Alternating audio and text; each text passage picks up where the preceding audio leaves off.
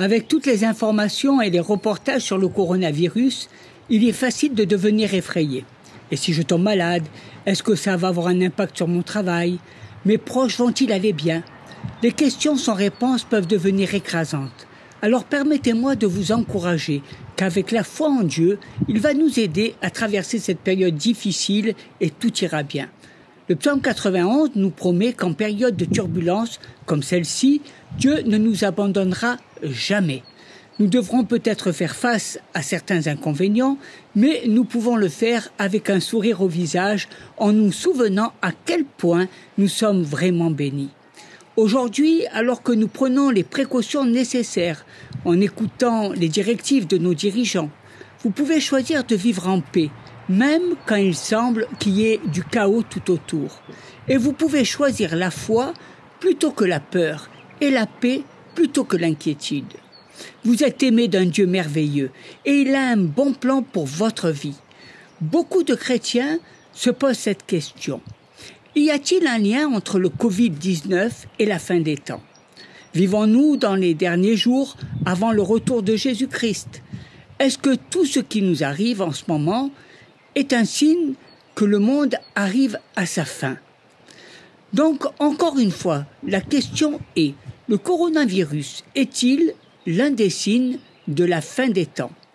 Nous voyons cette question posée à Jésus par ses disciples à la montagne des Oliviers. Dans le livre de Matthieu, au chapitre 24, versets 3 à 8, Jésus s'assit sur la montagne des Oliviers et les disciples vinrent en particulier lui faire cette question. « Dis-nous quand cela arrivera-t-il et quel sera le signe de ton avènement et de la fin du monde ?» Jésus leur répondit « Prenez garde que personne ne vous séduise, car plusieurs viendront sous mon nom disant « C'est moi qui suis le Christ ». Et ils séduiront beaucoup de gens. Vous entendrez parler de guerre et de bruit de guerre. Gardez-vous d'être troublés, car il faut que ces choses arrivent. Mais ce ne sera pas encore la fin. Une nation s'élèvera contre une nation et un royaume contre un royaume. Et il y aura en divers lieux des famines et des tremblements de terre. Tout cela ne sera que le commencement des douleurs. Les disciples ont posé 3 questions à Jésus. Quand cela arrivera-t-il? Quel sera le signe du temps de ton avènement? Et quel sera le signe de la fin des temps? Dans ce même chapitre, Jésus répond aux questions des disciples. À partir du verset 4, il répond aux questions 2 et 3. Mais il ne répond pas à la première question avant d'avoir atteint le verset 36. La question numéro 1. La question était « Quand cela arrivera-t-il » C'est la question qui nous intéresse aujourd'hui. Matthieu, chapitre 24, verset 36, répond à la question. « Pour ce qui est du jour et de l'heure, personne ne le sait, ni les anges des cieux, ni le Fils, mais le Père seul. » Donc, si quelqu'un vous dit qu'il sait quand Jésus reviendra, vous pouvez lui dire « ce n'est pas possible ». La Bible dit que les anges ne savent pas, et pendant que Jésus était sur cette terre, il ne savait pas. Seul le Père céleste a le contrôle de cette réponse. Permettez-moi de vous dire que si le Covid-19 n'est pas un signe des temps de la fin, c'est un signe pour aujourd'hui. J'ai eu plus de temps que d'habitude pour méditer et beaucoup réfléchir sur ce sujet en restant confiné à la maison, comme beaucoup d'entre vous. Voici mes réflexions. Quelle est cette pandémie? Que nous dit-elle? Que pouvons-nous en retirer? Que pouvons-nous apprendre de cela qui nous aiderait à mieux servir notre Seigneur, à vivre une vie meilleure, à être de meilleures personnes? Et j'ai 5 ou 6 réflexions que je voudrais vous partager. Voici la première. Il nous apprend que nous sommes tous vulnérables. Selon la plupart des rapports, les personnes âgées et celles ayant des problèmes de santé sous-jacents sont les plus vulnérables à ce virus. Mais avec le temps, nous voyons que tout le monde est vulnérable.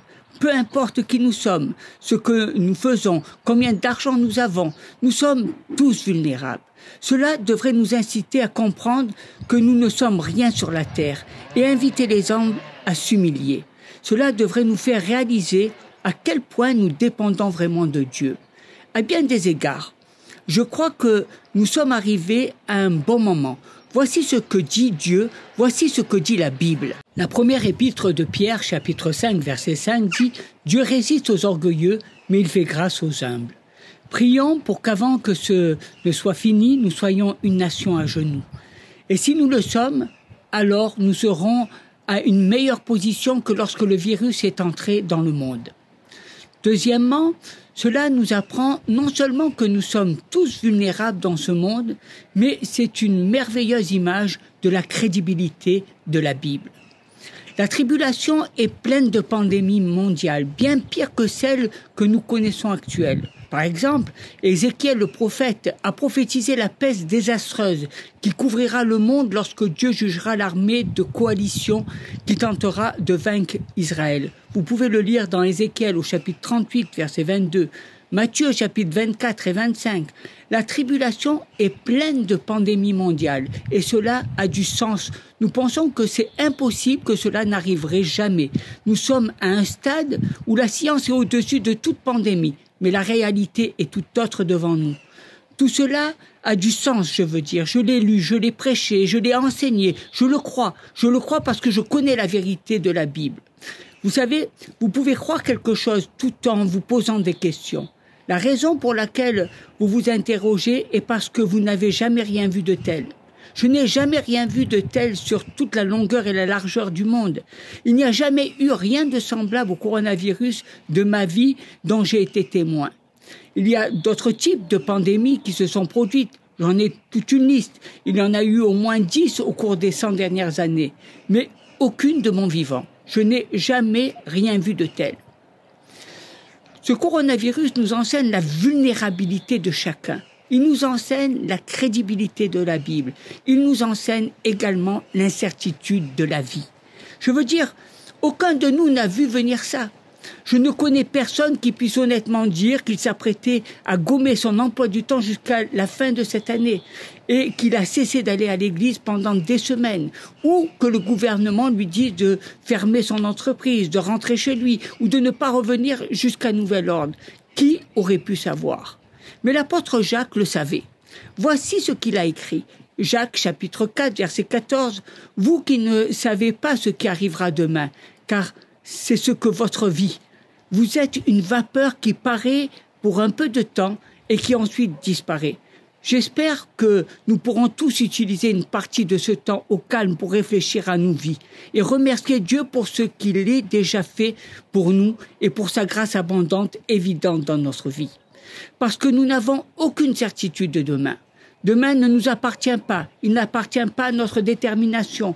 Je veux dire, je planifiais mon emploi du temps pour toute l'année et tout commençait à être bien rempli. Et maintenant, tout est blanc, il n'y a plus rien. Le calendrier est vide, rien n'est prévu. Alors qu'apprend-on ? Il y a tellement de choses qui en ressortent. Ce sont les signes d'aujourd'hui. Nous apprenons à quel point nous sommes tous vulnérables. Peu importe qui nous sommes, nous réapprenons la crédibilité de la Bible. Nous apprenons l'incertitude de la vie.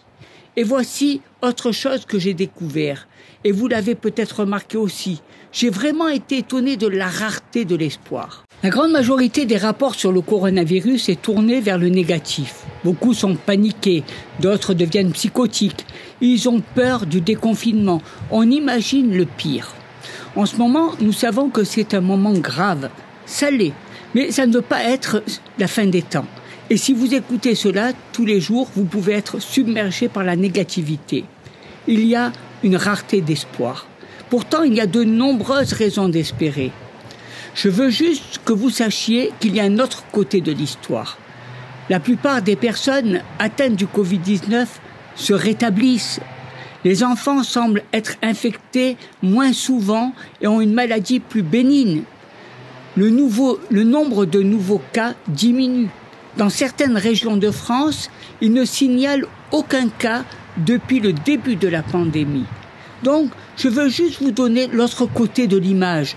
Sommes-nous en difficulté ? Oui. Nous sommes tous en confinement pour les prochaines semaines. Mais la fin du monde n'est pas venue et cela ne va pas arriver, pas maintenant. Je ne crois pas que ce soit un signe de la venue du Christ. C'est un avertissement et un rappel, un appel de réveil, si vous voulez. Et pour tous ceux d'entre nous qui sommes chrétiens, notre espérance et en Dieu Tout-Puissant. Alors, écoutez ces versets et écrivez-les. Ils aideront à compenser ce que vous entendez tous les jours aux actualités. Jérémie chapitre 17 verset 7. Béni soit l'homme qui se confie dans l'Éternel et dont l'Éternel est l'espérance. Hébreux chapitre 6 verset 19. Cette espérance nous la possédons comme une encre de l'âme sûre et solide. Elle pénètre au-delà du voile. Le psaume 71 verset 5. Car tu es mon espérance, Seigneur éternel. En toi je me confie dès ma jeunesse. Dès le ventre de ma mère, je m'appuie sur toi. C'est toi qui m'as fait sortir du sein maternel. Tu es sans cesse l'objet de mes louanges. Proverbe chapitre 10, verset 28. L'attente des justes n'est que joie. Voici ce que j'attendais de partager avec vous. Nous avons tout pleinement en Jésus. Jésus communique avec ses disciples dans Matthieu 24. Il se prépare à les quitter et à retourner au ciel. Si vous rassemblez tous les récits de l'Évangile, dans tous les différents passages où Jésus parle à ses disciples, et essaie de les aider à se préparer pour sa crucifixion et son ascension vers le ciel, vous voyez combien Jésus se soucie profondément de ses disciples. Rappelez-vous ce qu'il a dit dans Jean 14, verset 1. Il a dit que votre cœur ne se trouble pas. Croyez en Dieu et croyez en moi. Il y a plusieurs demeures dans la maison de mon Père. Si cela n'était pas, je vous l'aurais dit. Je vais vous préparer une place. Ne vous inquiétez pas, disciples. En ces jours difficiles, nous ne pouvons pas oublier ce que Jésus nous a dit. Il nous a dit dans 2 Corinthiens, chapitre 12, verset 9, que sa grâce nous suffit. Et vous le découvrirez pendant ces jours, si vous ne l'avez pas découvert. Nous avons tout pleinement en Jésus-Christ. Sa présence me suffit. Il est digne de recevoir toute ma confiance. Vous allez écrire des notes à vos amis, des courriels ou des messages textes à vos frères et sœurs pour leur dire ce que Jésus-Christ fait dans votre vie pendant cette période. L'évangile de Jean 26, verset 25, Jésus a fait encore beaucoup d'autres choses. Si on les écrivait en détail, je ne pense pas que le monde même pût contenir les livres qu'on écrirait. Voici le 6e point, l'urgence du salut. Êtes-vous chrétien? Avez-vous mis votre confiance en Jésus-Christ? Y a-t-il eu déjà un moment dans votre vie où vous avez reconnu que vous êtes un pécheur et avez demandé à Jésus-Christ de pardonner votre péché, d'entrer dans votre vie et de vous donner le don de la vie éternelle? Si vous ne l'avez jamais fait, vous pouvez le faire aujourd'hui. J'aimerais vous guider dans cette prière par laquelle vous pouvez prendre cette décision dès maintenant. Où que vous soyez, chez vous, à l'hôpital, dans un endroit lointain où personne ne sait où vous êtes, il y a quelqu'un qui vous voit, et c'est le Dieu lui-même. Et il vous entendra. Si vous priez de tout votre cœur, cette simple prière, dites simplement, « Cher Dieu, je sais que je suis un pécheur. Je sais que le salaire du péché est la mort. Je ne veux pas mourir dans mon péché. Je veux être pardonné et vivre dans l'espérance. Alors Seigneur Jésus, viens dans mon cœur et pardonne-moi. Donne-moi le don de la vie éternelle que tu as promis. Donne-moi le salut, Seigneur. Je te fais confiance, je crois en toi. Je sais que tu m'aimes et que tu t'es donné pour moi. Et je te reçois aujourd'hui comme mon sauveur. Soyez bénis à l'écoute de ce message. Amen.